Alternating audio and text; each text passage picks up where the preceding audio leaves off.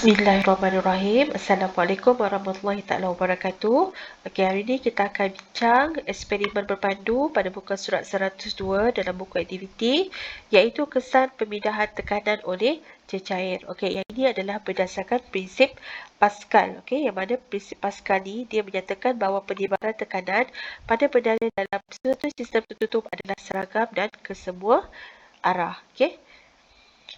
Okey, so seperti yang mana awak nampak ni, awak nampak dalam eksperimen ni, proses pemindahan tekanan dalam cecair lazimnya diaplikasikan dalam kehidupan harian seperti dalam operasi sistem hidrolik. Okey, ini contoh sistem hidrolik lah yang kita akan bincangkan pada hari ini. Okey, kita tengok dulu tujuan. Okey, tujuan eksperimen ni adalah untuk mengkaji kesan pemindahan tekanan oleh cecair.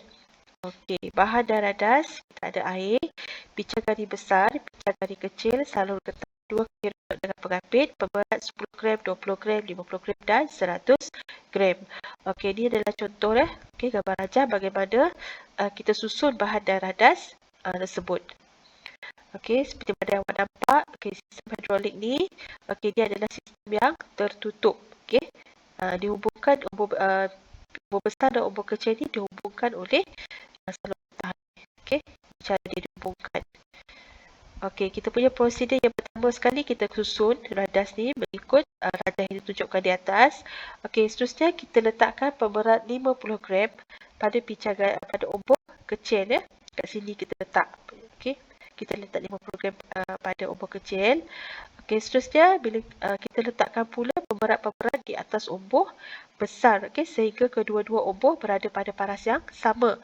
Okey, apa maksud paras yang sama? Kita perhatikan paras air dia mesti samalah. Kalau awak tengok dalam gambar rajah ni, paras dia belum sama lagi. Dia sama bila awak nampak level ni, dia berada satu aras, okey. Satu aras yang sama. Sekarang ni tak sama lagi lah. Ini contoh je kan. Okey, seterusnya rekod jumlah jisim pemberat yang diletakkan di atas umbur besar dan kita ulang semula langkah 2 hingga 4 dengan meletakkan 100 gram, 150 gram dan 200 gram di atas umbur kecil. Okey, so ni adalah keputusan yang kita dapat. Okey, kalau awak nampak kan macam mana pattern dia. Okey, ni kalau jisim pemberat pada umbur kecil 50 gram, maka jisim pemberatnya adalah 100 gram dan nilai dia kita dapati semakin meningkat ya. Okey. Seterusnya kita tengok perbincangan.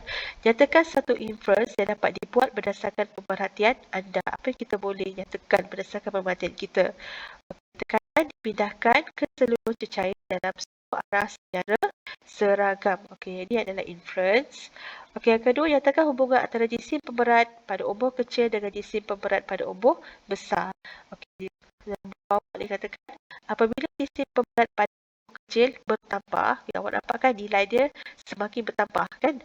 Okey, maka jisim pemberat pada umbur besar bertambah. Kalau nampak ni kan, semakin bertambah. So samalah untuk jisim pemberat pada umbur kecil dan umbur besar. Kedua-duanya semakin bertambah.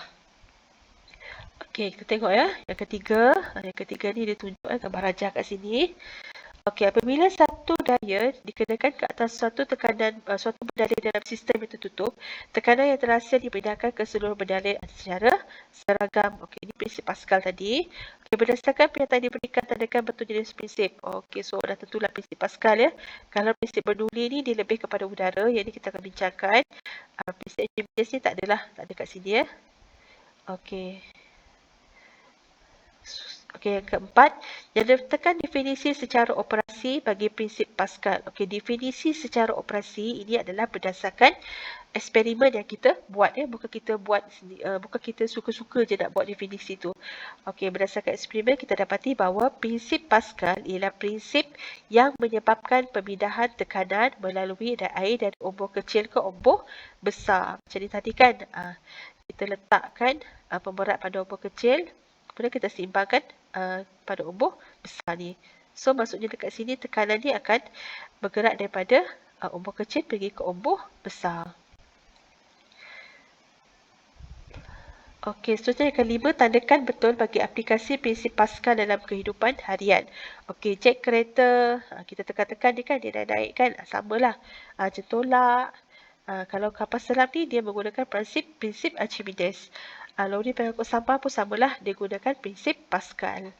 Okey, yang keenam, ombak X dan Y masing-masing mempunyai luas permukaan 0.01 meter persegi dan 2.5 meter persegi. Okey, hitung berat beban yang dapat dinaikkan oleh ombak Y jika daya dikenakan pada ombak X adalah 30 Newton. So, kat sini cikgu nak awak ingat ingat dia punya formula ni.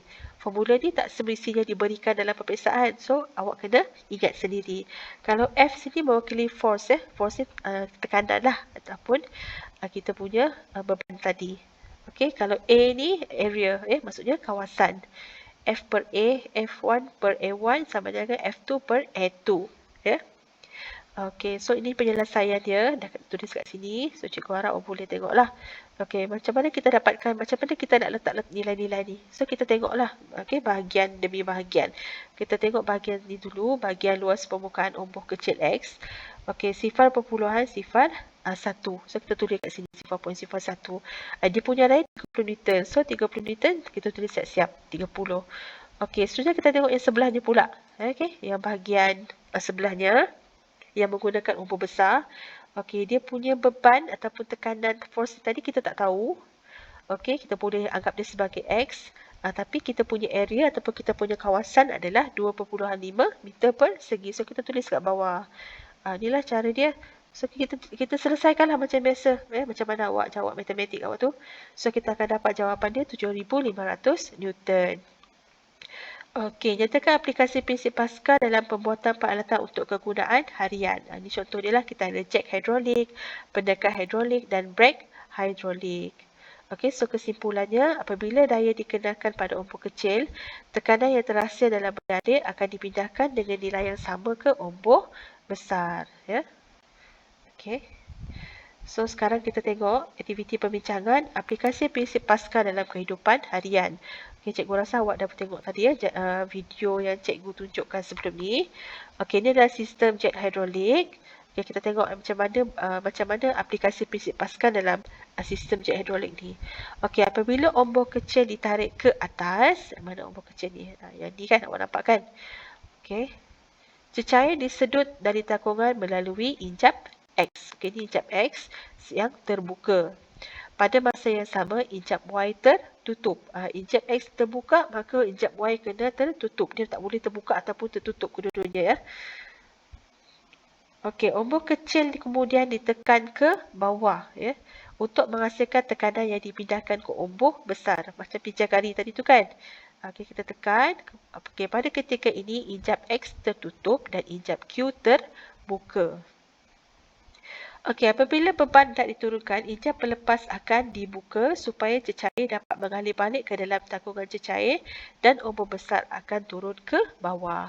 Okey, ini sistem jet hidrolik. Okey, sekarang kita tengok sistem brake hidrolik. Ini dalam kereta contohnya ya. Okey, apabila injap brake dipijak, kita nak berhenti kan, ombak silinder induk akan ditolak. Okey. So, apa yang berlaku? Tekanan yang dihasilkan akan dipindahkan melalui bendalin brake silinder kecil pada setiap roda kereta. Okey, pada roda hadapan, ombak kecil akan menolak ladam brake. Ladam brake ni kat sini. Lalu menekan pada cakra logam. Okay, seterusnya apa yang berlaku? Pada roda belakang, ombak kecil akan menolak ladam brake ke arah luar lalu menekan pada gelendong brake. Okey, geseran antara cakra logam dan gelendong brake dengan ladam brake menyebabkan putaran roda semakin perlahan dan akhirnya berhenti. Okey, geseran lah macam awak belajar sebelum ni kan. Okey, geseran ni dia boleh memperlahankan kenderaan. So, itu yang berlaku pada kenderaan kita tadi apabila kita pijak brake hidrolik. Okey, yang ketiga, kerusi rawatan gigi. Ni awak biasa naik lah cikgu rasa kan. Okey, kerusi rawatan gigi pun dia gunakan juga prinsip hidrolik ni tadi. So, macam mana dia berfungsi? Okey, dua injap solenoid digunakan dalam aplikasi ini untuk mengatur ketinggian kerusi. Bukan kecondongan dia, ketinggian. Kalau awak perasan, doktor pijak kan, tiba-tiba awak jadi tinggi. Okey? Okey, digunakan ketinggian. Okey, minyak disedut dari besen oleh pump. Apabila butang ditekan pada konsol injap solenoid dikendalikan, ia memintas minyak di dalam pump dan menghantarnya ke silinder. Okey, seterusnya apa yang berlaku? Silinder membolehkan tenaga hidrolik diubah menjadi tenaga mekanikal yang menaikkan kerusi ke ketinggian yang diinginkan. Okey, dengan menekan butang inline, injap kedua terbuka dan di bawah pengaruh berat yang terlebih, minyak di bawah tekanan di dalam silinder dilepaskan ke dalam besen dan kerusi diturunkan ke bawah. Okay. So, ini caranya bagaimana kerusi di klinik gigi ni berfungsi. Okey, itu saja.